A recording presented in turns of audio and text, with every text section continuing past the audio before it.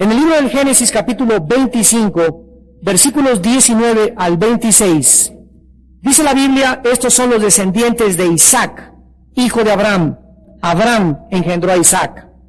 Y era Isaac de 40 años cuando tomó por mujer a Rebeca, hija de Betuel, arameo de Padán Aram, hermana de Labán arameo.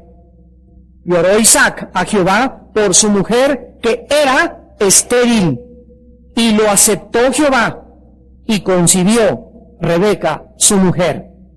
Y los hijos luchaban dentro de ella, y dijo: si es así, ¿para qué vivo yo? Y fue a consultar a Jehová. Y le respondió Jehová: 2 naciones hay en tu seno, y 2 pueblos serán divididos desde tus entrañas. El un pueblo será más fuerte que el otro pueblo, y el mayor servirá al menor. Cuando se cumplieron sus días para dar a luz, he aquí había gemelos en su vientre. Y salió el primero rubio, y era todo velludo como una pelliza, y llamaron su nombre Esaú. Después salió su hermano trabada su mano al calcañar de Esaú, y fue llamado su nombre Jacob. Y era Isaac de edad de 60 años cuando ella los dio a luz.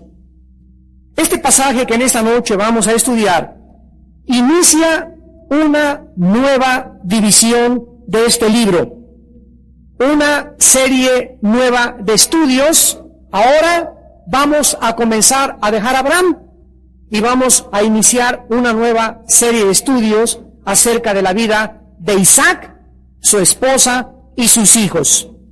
Isaac fue el segundo hijo de Abraham, como todos sabemos, escogido por Dios para que él fuera el descendiente o a través de quien la línea mesiánica pudiera ser transmitida. Fue escogido para llevar la semilla prometida, la línea del pueblo que creería en Dios y en sus promesas, a través de los cuales vendría el Mesías. Y fue escogido también para que a través de él se heredara la tierra prometida, la tierra de Canaán, la cual es un tipo de las promesas de Dios y del cielo que nos espera. Cuando los musulmanes nacieron en el año 625 aproximadamente, 610-625 después de Cristo, cuando un hombre llamado Mahoma dijo que se le había aparecido el ángel Gabriel, así dice todo esto en el Corán, y que el Gabriel le dijo que él era el descendiente de Ismael, que no era verdad, que era Isaac el descendiente legítimo a través del cual Dios bendeciría la tierra, sino que era él, Mahoma, descendiente de Ismael.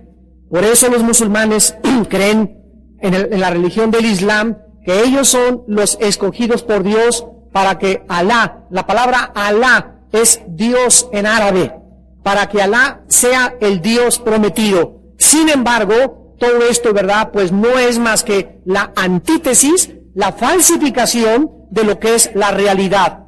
Siempre que hay un original, aparece una falsificación. Nunca la falsificación es el original, sino que el diablo siempre imita el original.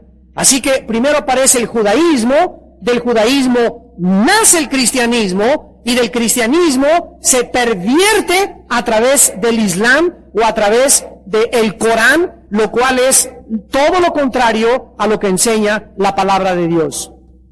Cuando nosotros estudiamos la Biblia, nos damos cuenta que Abraham, después de muerto, reunió a su pueblo, y entonces Dios nos manifiesta, lo vimos en la última clase, cómo después de muertos, todos nosotros somos reunidos con el pueblo de Dios. Y ahora quedaba en esta tierra Isaac. De él iba a depender su familia, y de Isaac iba a depender si el testimonio de Dios que Dios le había dejado a Abraham continuaría por el mundo. El testimonio que Isaac ahora tenía que transmitirles a sus hijos, y que tú y yo tenemos que transmitirles a nuestros hijos, es que existe solo un Dios en el cielo y en la tierra, el cual desea que el mundo le conozca, que el mundo le crea y que el mundo le comprenda. Esto está escrito en Isaías 43, versículo 10. Y dice el profeta en Isaías 43, 10, ustedes son mis testigos, dice Jehová. Y mi siervo que yo escogí, para que me conozcáis y creáis y entendáis. Vean ustedes el objetivo primario de Dios al hacernos sus testigos. Dios quiere que le conozcamos, número uno. Cristo lo dijo en Juan 17:3, esta es la vida eterna, que te conozcan a ti, el único Dios verdadero, y a Jesucristo a quien has enviado. Dios pues quiere que cuando tú vienes a la cruz y aceptaste a Cristo como tu Salvador, no te quedes ahí de una vida latente, una vida estancada, nada más venir a la iglesia el martes o el domingo, sino que en tu casa todos los días le conozcas más y más y más. Tú no puedes creer en Dios si no le conoces antes.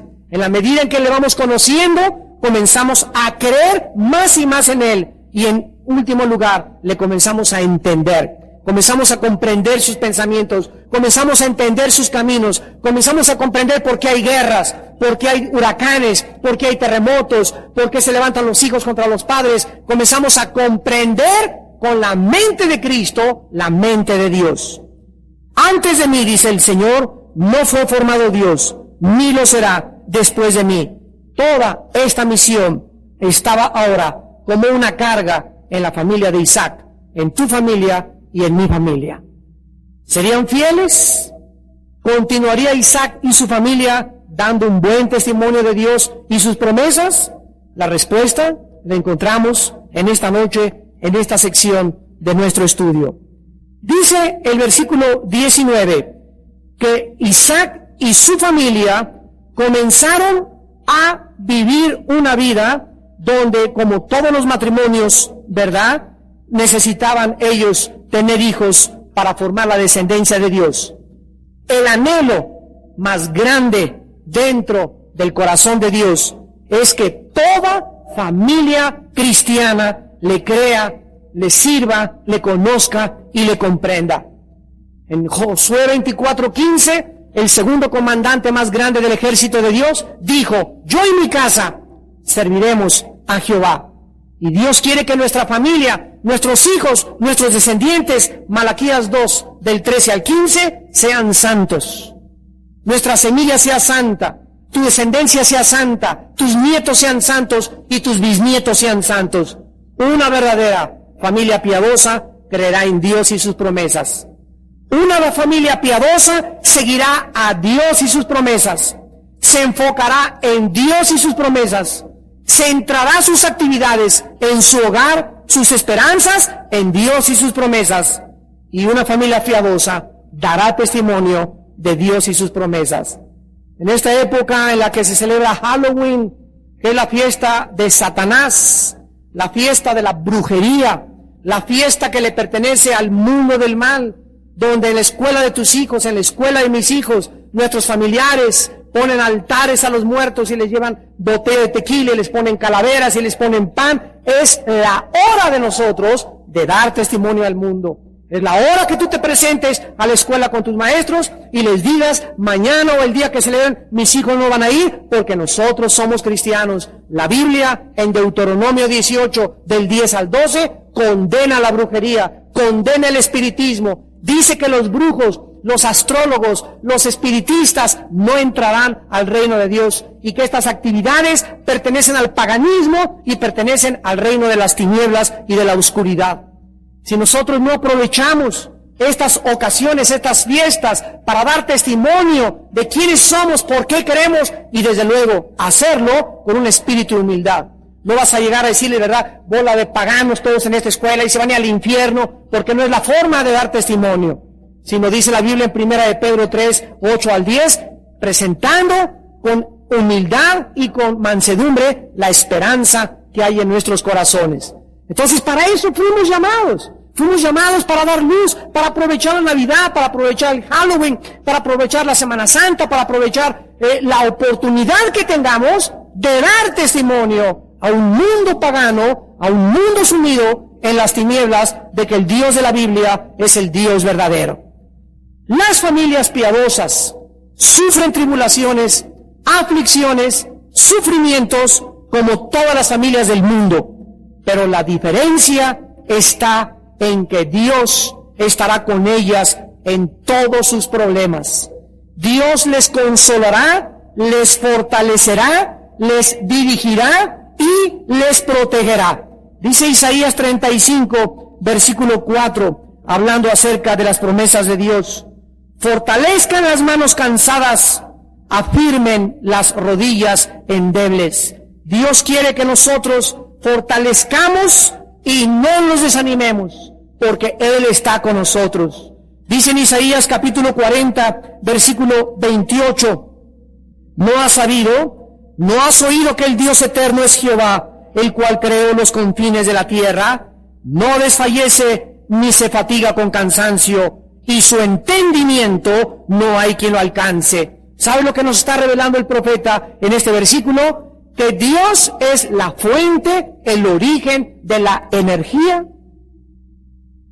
Tú y yo nos cansamos, los caballos se cansan, todo ser viviente, las plantas se marchitan, todos los organismos, microorganismos, macroorganismos, todos se tienen que desintegrar. Hay una ley que es la ley de la entropía físicamente, que tiene que sufrir un desgaste, todo tiene que morir, se tiene que oxidar, se tiene que marchitar. Pero aquí se nos dice que Dios no desfallece, ni se cansa. Él es la fuente, el origen de la vida y de la energía. En Él no operan estas leyes físicas que operan en su creación contaminada por el pecado. Entonces, si Él es la fuente y el origen de la vida y la energía, y yo me pego a esta fuente, a este origen de la energía, ¿qué cosa voy a recibir como consecuencia? Lo dice claramente el versículo 29. Él da esfuerzo al cansado y tipifica las fuerzas al que no tiene ningunas. Cuando nos sentimos fallecer como familia, cuando nos sentimos que estamos cansados, acudamos, corramos, podamos asirnos a la fuente de energía para que carguemos nuestras pilas. Tú no te vas a levantar de tu desánimo, que nadie me quiere, y ahí este y el otro, y ya estoy cansado. Cae de rodillas, mujer de Dios. Cae de rodillas, hombre de Dios. Caigan como familia. Hagan reuniones de oración en sus familias y van a recibir fuerzas. Esa es la diferencia de las familias que no tienen a Dios. Nosotros sufrimos tribulaciones igual que ellos y sufrimos igual que el mundo, pero hay una diferencia. Tenemos una fuente inagotable, exhaustiva de energía y de poder a nuestras vidas. Entonces no tenemos por qué arrastrar la cobija en la vida, porque Él está esperándonos. Como dice el versículo 30, los muchachos se fatigan, se cansan, los jóvenes flaquean y caen. Hasta los más robustos, que es el símbolo de la juventud, tienen cansancio, pero los que esperan en Jehová tendrán nuevas fuerzas. Y aquí esta palabra esperar es kafar en el hebreo, que significa los que están pegados con goma, los que están así, con Dios. Esos, cuando se sientan cansar, cuando se sienten desanimados, cuando sienten desfallecer, cuando sienten que los problemas de su familia son demasiado grandes, esos recibirán una energía nueva, algo que no habían conocido, algo que les va a hacer levantar alas como las águilas y van a comenzar a volar, y cuando creían que ya estaban papaloteando, van a volver otra vez a subir a alturas ilimitadas con Dios. Ese es el Dios de nosotros, ese es el Dios de la Biblia, ese es el Dios de Abraham, de Isaac y de Jacob. Dice también el libro de Isaías capítulo 41 versículo 10, otra promesa de Dios a las familias: no temas, yo estoy contigo, no desmayes, porque yo soy tu Dios, otra vez que te esfuerzo. O sea, cuando tengamos temor, acudamos a Él. Cuando nos sintamos que desmayamos, que ya no podamos, acudamos a Él. ¿Por qué? Porque Él nos esfuerza. Entonces no tenemos por qué tener temor. Cuando el temor nos sobrecoja, cuando las circunstancias dudosas de la vida, cuando la incertidumbre, el panorama se ponga negro y estemos llenos de cosas inciertas, acudamos a Él. Y Él nos esforzará. Siempre te ayudaré, dice el Señor. Siempre te sustentaré con la diestra de mi justicia. En el capítulo 43 de Isaías, versículo 2, dice la Biblia: cuando pases por las aguas, yo estaré contigo. Y si por los ríos, no te anegarán.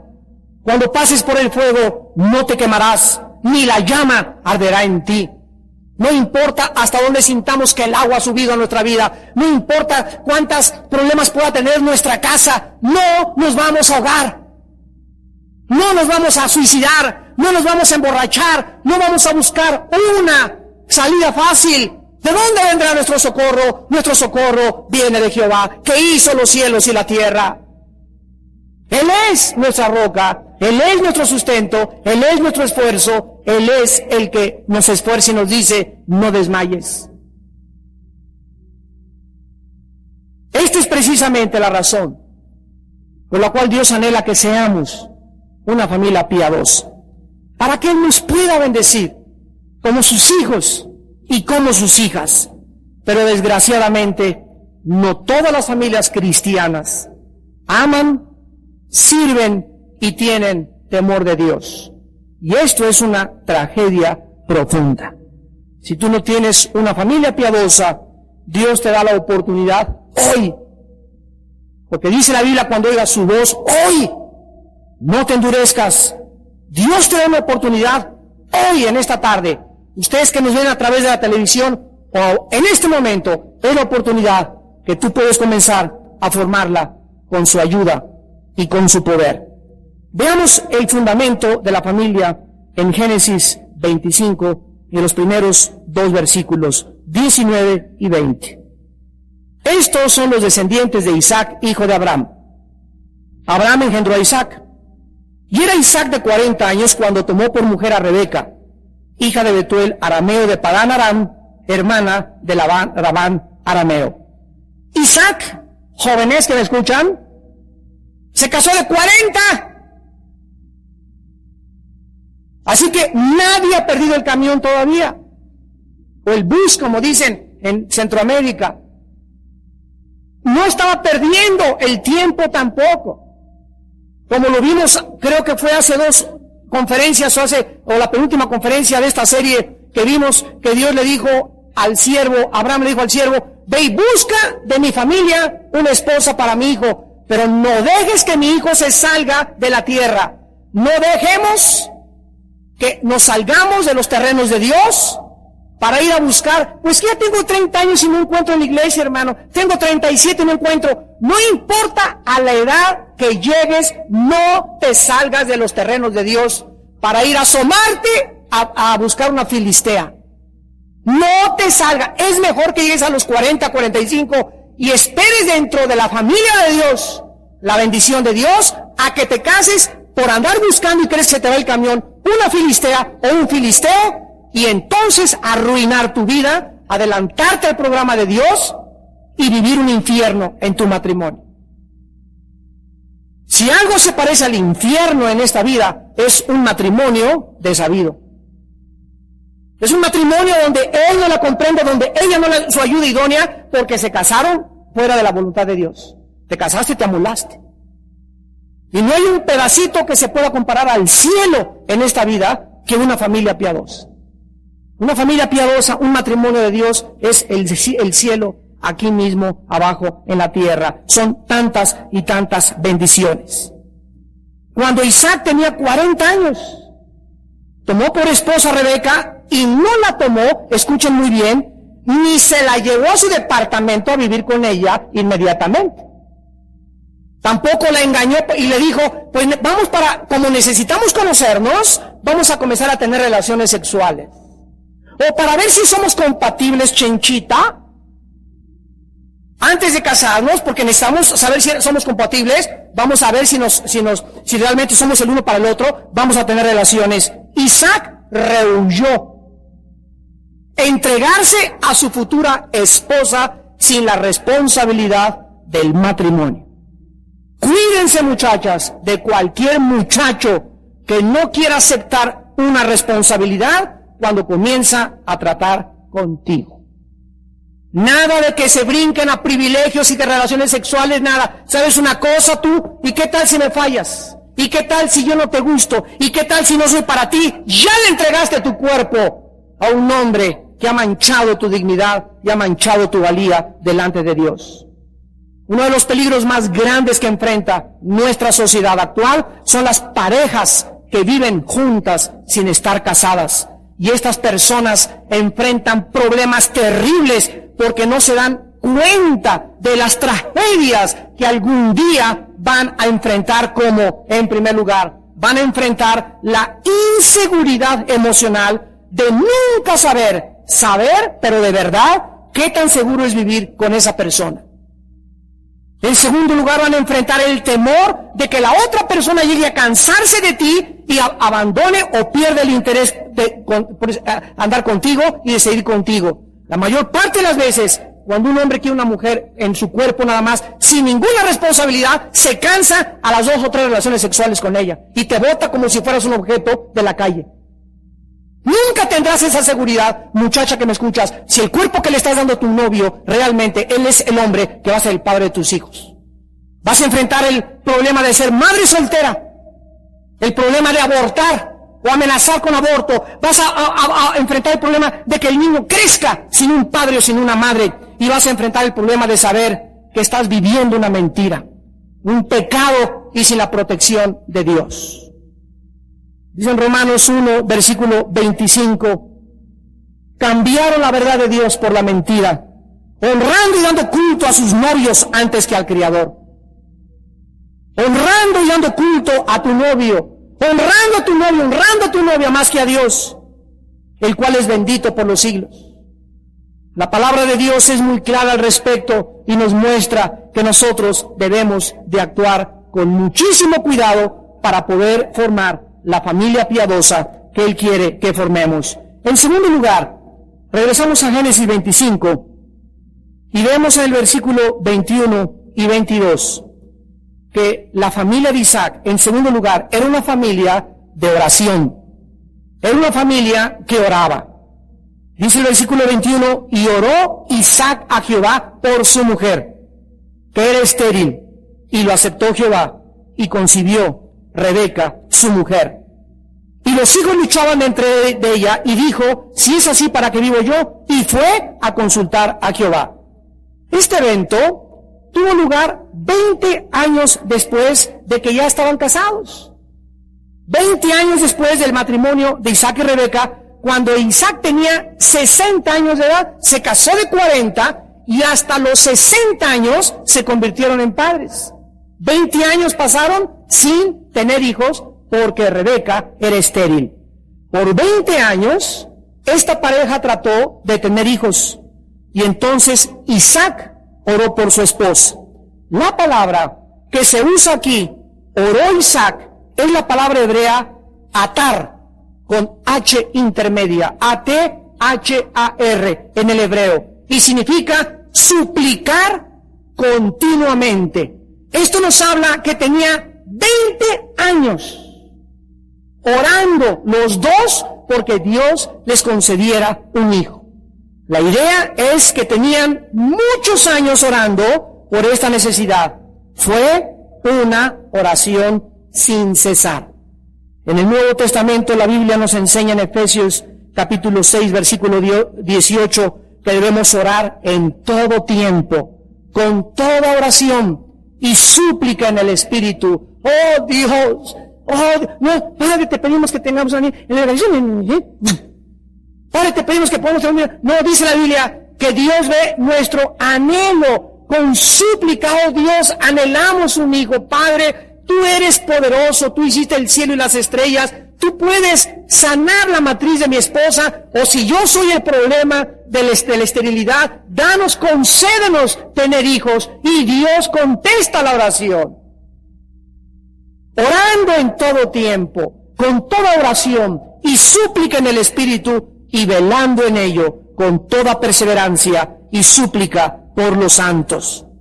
Dice la Biblia en Colosenses 4, versículo 2, perseverar en la oración, velando en ella con acción de gracias. La Biblia pone énfasis desde el Génesis hasta el Apocalipsis de que la oración es continua, perseverando, no dándote por vencido, no desanimándote, no sintiendo que desmayes. Sigue pidiendo, sigue pidiendo, sigue pidiendo. Dios recompensa la perseverancia. Rebeca comienza, regresamos a Génesis 25, entonces, a sentir bastante movimiento en su matriz, al grado que sintió peligrar su vida, creyó que se iba a morir. Dice el versículo 22, los hijos luchaban dentro de ella y dijo, si es así, ¿para qué vivo yo? O sea, dijo, de aquí no me escapo, de aquí yo me muero. Entonces, ella también, como una mujer de Dios, dice la Biblia, consultó a Dios en oración. Isaac y Rebeca eran una familia de oración, que no se desanimaban aun cuando las oraciones no les eran contestadas con la rapidez que ellos hubieran querido que Dios les contestaba, pero siempre perseveraron y llevaron todos sus problemas a Dios en oración.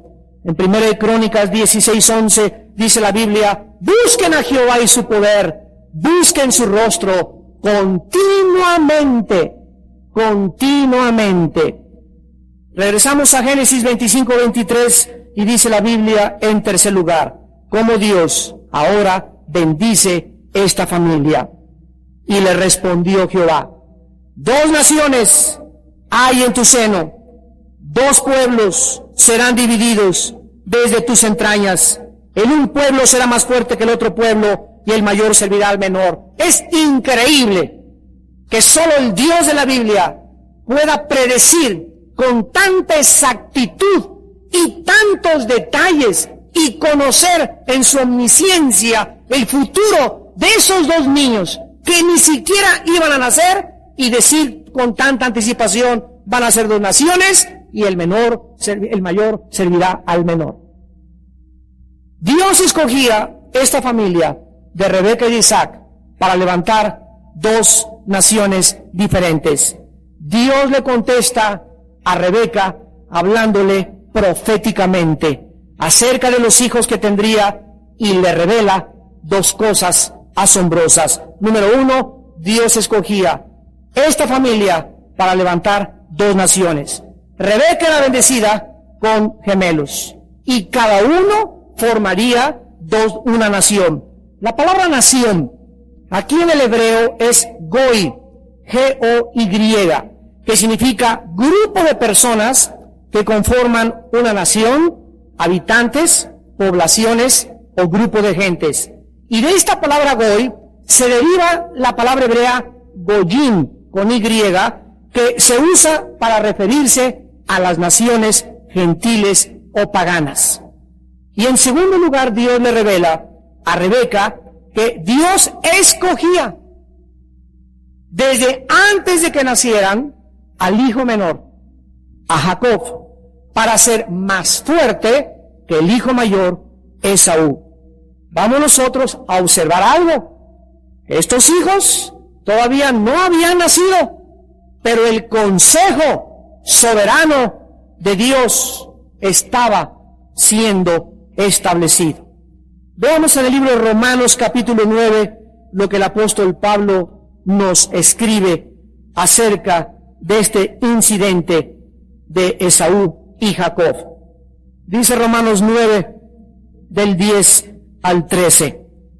Y no solo esto, sino también cuando Rebeca concibió de uno, de Isaac nuestro padre, pues aún no habían nacido, ni habían hecho aún ni bien ni mal, para que el propósito de Dios, conforme a la elección, permaneciese, no por las obras, sino por el que llama. Se le dijo, el mayor servirá al menor. Como está escrito, a Jacob amé, mas a Esaú aborrecí. La palabra aquí, aborrecí, en el griego significa amar menos. Amar menos. Cuando Dios me dice, ámame con todo tu corazón, no significa que debo aborrecer literalmente a mi familia. Me han hecho esta pregunta. Oye, cuando Jesús vino y dijo, el que no aborrezca, ¿se acuerdan en Mateo? El que no aborrezca a su padre o a su hermano, no es digno de mí. ¿Qué me está diciendo Dios que va a querer a mamá? Ya no te quiero, porque para nosotros aborrecer es eso. Desgraciadamente la traducción no es esa. A su familia, que a mí no es digno de mí. Pues no significa que no ame a mi mamá. Sí, mamacita, te amo papacito, te amo mi hijo, te amo mi tío, amas a tu patria, amas a tus tíos, pero no como a Dios. Eso es lo que implica en el original hebreo y en el original griego. O sea, los amo más, menos te amo esposita mía, te amo mi esposo, pero no más que a Dios. Te amo menos que a Dios, porque a Dios es con todo mi corazón, y a ti no con todo mi corazón. Solo Dios tiene todo mi corazón, toda mi mente y todas mis fuerzas. ¿Lo van entendiendo? Bueno, esto significaba que Dios escogía al hijo menor para heredar las promesas hechas a Abraham. Las de la tierra, las de la familia, la semilla prometida y la línea del Salvador. Dios demostraba que las promesas a Abraham eran otorgadas de acuerdo a su soberana voluntad. Pero alguien dirá, ¿y por qué Dios tiene escogidos? ¿No hay acaso en esto injusticia? ¿Tienes alguna objeción? Bueno, dice Job, capítulo 12, versículo 13, con Dios está la sabiduría y el poder, suyo es el consejo y la inteligencia. Dice Job 33, versículo 13, ¿por qué contiendes contra él? Porque él no da cuenta de ninguna de sus razones. Dice Job 36, versículo 22 y 23, he aquí Dios es excelso en su poder. ¿Qué enseñador semejante a él? ¿Quién le ha prescrito su camino? ¿Y quién le dirá, has hecho mal? ¿Por qué preguntarás? Y la respuesta es, porque le dio su real gana. ¿Alguna objeción? ¿Crees tú que puedes subir al cielo y decirle, bájate, Diosito, y siéntate en esa silla y déjame interrogarte? Y contéstame tú, a ver por qué hiciste esto, por qué hiciste aquello. ¿Ah, sí? ¿Te crees tú más inteligente que él? ¿Crees que sus caminos que él ha prescrito son menores a tus conclusiones lógicas y a tus razonamientos filosóficos? ¿Sabes por qué crees eso? Hay una raíz en tu corazón que se llama soberbia. Soberbia intelectual. Y Dios no oculta que Él es soberano para hacer las cosas que Él hace y nadie en el universo le puede decir o contestar o arguir o argumentar por qué has hecho esto y por qué has hecho aquello. Y finalmente encontramos en el versículo 24 y 26 de Génesis 25 el nacimiento de Esaú y de Jacob. Cuando se cumplieron sus días para dar a luz, he aquí había gemelos en su vientre. Salió el primero rubio y era todo velludo como una pelliza. La palabra rubio es la palabra hebrea asmoniti, que significa pelirrojo, pelirrojo. Y aquí se tradujo rubio, en el hebreo es pelirrojo. Este muchacho era muy velludo como una pelliza. La palabra pelliza es zarape, o como un manto lanudo. Esaú se convierte en el progenitor de Edom, la nación de los edomitas. Dice el versículo 30, dijo a Jacob, te ruego que me des a comer ese guiso rojo, porque estoy muy cansado. Por tanto fue llamado su nombre Edom. Ahí se le cambia al querer vender su primogenitura, que vamos a estudiar el próximo martes, se le da el nombre de Edom, que significa rojo. Durante el Éxodo, fueron los descendientes de Esaú, los edomitas, los que le prohibieron a Israel que atravesara por su territorio. Que lo encuentran en Números 20, del 14 al 21. Y los reyes herodianos, Herodes el Grande, y el otro Herodes, los tres reyes Herodes, los tres descendían del rey Saúl, de Esaú, perdón, eran de ascendencia edomita. Y el segundo gemelo que nace se llama Jacob. La palabra Jacob en el hebreo significa el que suplanta o el que engaña, y en el lenguaje mexicano el tranza. Y vemos, ¿verdad?, que desde que nace venía, primero sale su hermanito Esaú, y él iba desde el vientre, desde la matriz de su madre, trabándole con la mano el talón a Esaú, simbolizando que él reemplazaría a Esaú como el primogénito. La próxima clase nos vamos a dar un banquete estudiando la vida de Esaú porque es un ejemplo de todos aquellos cristianos que nacen en un hogar cristiano. Esaú tuvo de abuelo Abraham, de padre Isaac, y a pesar de todas estas cosas, no le importó el derecho a la primogenitura. Implicaba un derecho espiritual de poder ser la cabeza y el sacerdote de su familia. Y hay cristianos que dicen, yo no quiero ser la cabeza de mi familia, yo no, menosprecian la honra y la unción, como vimos el domingo, que Dios les daba a los sacerdotes de ser las cabezas de su casa. Yo no quiero que sea mi esposa, mejor la que enseñe la Biblia, que sea mi esposa la que dirija a mis hijos espiritualmente. Yo no quiero esta primogenitura, yo no quiero este derecho legal de ser el sacerdote. Y muchos como Esaú han vendido por un plato de lentejas su derecho espiritual que Dios nos asigna a los varones de ser los primogénitos de nuestro hogar, los sacerdotes de nuestro hogar.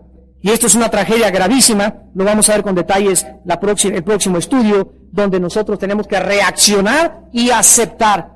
Y este Esaú representa también, adelantándome un poquito, a todos aquellos que solamente les interesa beber, comer y vivir solamente para la carne, para los negocios y para los placeres. Él era deportista, era un gran cazador, y luego Jacob era un hombre tranquilo, un hombre meditativo, un hombre reflexivo, un hombre que estaba buscando continuamente a Dios y que siempre anheló el tener la responsabilidad de su casa espiritual, por lo que le sugirió a Esaú, véndeme tu primogenitura. Él sabía que carnal era su hermano, que superficial era su hermano, y él al tener la primogenitura se haría cargo espiritualmente de su familia. Estas cosas, dice 1 Corintios 10, se escribieron para nuestro ejemplo, para que nosotros no hagamos lo mismo que ellos hicieron en aquellos tiempos, para que nosotros sepamos que una familia piadosa es el centro de las bendiciones más grandes que Dios pueda derramar en este mundo. No hay un lugar, ni siquiera la iglesia, escúcheme lo que le estoy diciendo, ni siquiera la misma iglesia. El centro donde Dios quiere bendecir más que cualquier otra área geográfica, otro organismo, otra institución, es la familia. Y cuando la familia vive de acuerdo a la luz y bajo la luz y bajo la dirección de Dios, es un verdadero cielo su matrimonio, sus hijos, su comida, su techo, sus vacaciones y todo lo que ellos hacen. Porque Dios dice, he venido para que tengan vida y para que la tengan en abundancia. Y si tú no tienes esa familia piadosa en esta noche, y no han ustedes como Isaac y Rebeca perseverado en la oración, matrimonio que ora junto, permanece junto. Ustedes no han luchado como esposos, ustedes no han dado un buen ejemplo a sus hijos, ustedes no han podido evaluar el tesoro tan grande que es la familia. Les decía en el desayuno del sábado, en el mensaje de la ira de Dios, el tesoro más grande que Dios nos ha dado es nuestra familia. Y en el día que se cayeron las torres, esto salió a la luz por todos los periódicos. Ese hombre desde la torre, antes de morir, agarró su celular y mandó un recado a su casa. Esposita mía, quiero decirte que te amo. Él sabía que en pocos segundos iba a morir. Sus últimas palabras no fueron, y cuídate con la cuenta del banco, y a ver dónde metes los bonos setes, y te dejo los papeles en la caja fuerte, y esta es la combinación. No, el corazón de este hombre, antes de morir, era su casa. Mi amor, quiero decirte que te amo, y diles a mis hijos que los amo. Y en segundos le cayeron 500 toneladas de concreto y de acero. Dios te va a mostrar, tal vez a través de una tragedia, cuánto vale tu familia, porque no la has valorizado. No has valorizado a tu esposa ni a tus hijos. No has valorizado a tu esposo ni a tus hijos. No trates, mujer vana, superficial y presumida, de abandonar a tu casa por irte con otro hombre. Te va a ir como en feria. No trates, hombre egoísta, centrado en tus propios intereses, de creer que hay una mujer más bella, más guapa o más joven que tu esposa, porque te vas a ir con la finta, y esa mujer va a ser lo peor para tu vida. Y algún día te lamentarás de haber abandonado el tesoro más grande que Dios te ha dado. Si en esta noche muriéramos, Dios no lo quiera, ¿verdad? Si en esta noche hubiera otro acto terrorista, un temblor en México, y te cayera la chimenea en la mera chirimoya que tienes ahí en tu cama, y despertaros hoy a las 2 de la mañana, ¿quién puede estar seguro de esto? En el 85, cuando tembló México, ¿quién se iba a saber los que vivían en Tlatelolco, ahí en todo el edificio, hacia abajo? pero amanecieron unos en el infierno. O sea, tú te acuestas y no sabes, a las 4 de la mañana estás en el infierno. Tú tienes que vivir a la luz de esta eternidad. La vida no la tenemos comprada. En cualquier momento podemos irnos. Y en el momento en que Dios te llame, ¿qué vas a decirle? ¿Qué hiciste con tu familia? No te va a preguntar cuántas almas ganaste, no te va a preguntar cuánto dinero diste, te va a preguntar qué hiciste con tu familia. Es el tesoro más grande después de Dios que podamos tener en esta vida. Yo he prometido a Dios desde hace algún tiempo que iba a viajar menos y menos. Podía tener cada semana la invitación de predicar una semana en Caracas. Me hablan de Chile, de Argentina, de España. Podía estar viajando continuamente. Pero le he dicho a Dios, Padre, quiero mi prioridad y es mi familia. Y las veces que viaje ahora, le he pedido a Dios y a los que me invitan, si me invitan con mi esposa, y si es posible, aunque yo pague el boleto de mis hijos, quiero viajar con toda mi familia. Los quiero disfrutar, los quiero gozar. ¿Por qué? Porque estoy entendiendo y valorizando cada vez más el tesoro tan grande que Dios me ha dado, que es mi esposito y mis hijos. Solo Dios sabe cuánto te amo, Marta, después de Jesús. Y tú tienes que entender eso para que puedas vivir a la luz de la eternidad y darte cuenta que Dios quiere que nosotros tengamos una familia piadosa. Podrías decir en esta noche, yo y mi casa, dilo, yo y mi casa serviremos a Jehová con todo nuestro corazón, con todas nuestras fuerzas y con toda nuestra alma, para la gloria de Jesús.